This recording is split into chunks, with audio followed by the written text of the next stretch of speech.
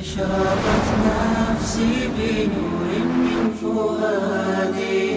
اللہ وبرکاتہ۔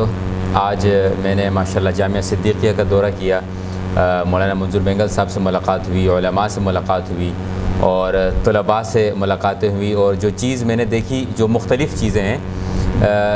چونکہ میرے ذہن میں تو مدارس کا جو امیج بنا ہوا تھا وہ یہ تھا کہ آپ جاتے ہیں وہاں پر بس صرف جو ہے وہ دینی تعلیم ہوتی ہے، طلباء کسی اور سے ملتے نہیں ہیں، لیکن یہاں پر آ کر میرا یہ امیج بالکل تبدیل ہو چکا ہے۔ الحمدللہ یہاں پر جو طلباء تعلیم حاصل کر رہے ہیں، نہ صرف یہ بلکہ بھی ان کو میڈیا کی طرف بھی لایا جا رہا ہے، دنیاوی تعلیم بھی دی جا رہی ہے، اور صرف دنیاوی تعلیم وہ نہیں کہ یہ جو ہے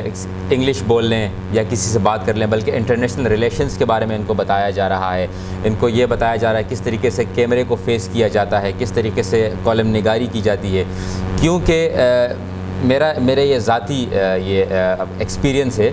کہ جس اچھے طریقے سے جو عالم دین ایک چیز کو ایکسپلین کر سکتا ہے، میں نہیں کر سکتا یا وہ نہیں کر سکتا جس کے پاس علم نہ ہو، کیونکہ میں نے 4 سال جرنلزم کی تعلیم حاصل کی ہے، اور ہمیں کوئی ایک ایسا کورس نہیں تھا جس میں یہ بتایا جاتا کہ اسلام میڈیا کے بارے میں کیا کہتا ہے، اسلام کیا کہتا ہے کہ خبر کیسے دی جائے۔ میرے خیال میں غالباً سورہ الحجرات کی ایک آیت ہے کہ جب تمہارے پاس کوئی خبر آئے تو بغیر تحقیق کی اس کو آگے نہ پہنچائیں۔ حالانکہ یہ چھوٹی سی آیت کا یہ آدھا سا جملہ بھی اگر ہمارے صحافی حضرات کو بتایا جاتا تو میرا نہیں خیال کہ ہمارے عوام سنسنی خیز جو ہے وہ خبروں کا انتظار کرتی، بلکہ وہ سچی خبروں کا انتظار کرتی۔ تو یہ جو یقین میڈیا ہے، میں یہ بات یقین سے کہہ سکتا ہوں کہ ان کے جو کانٹینٹ ہوں گے وہ یقینی ہوں گے، تو اس طرح کی میڈیا کا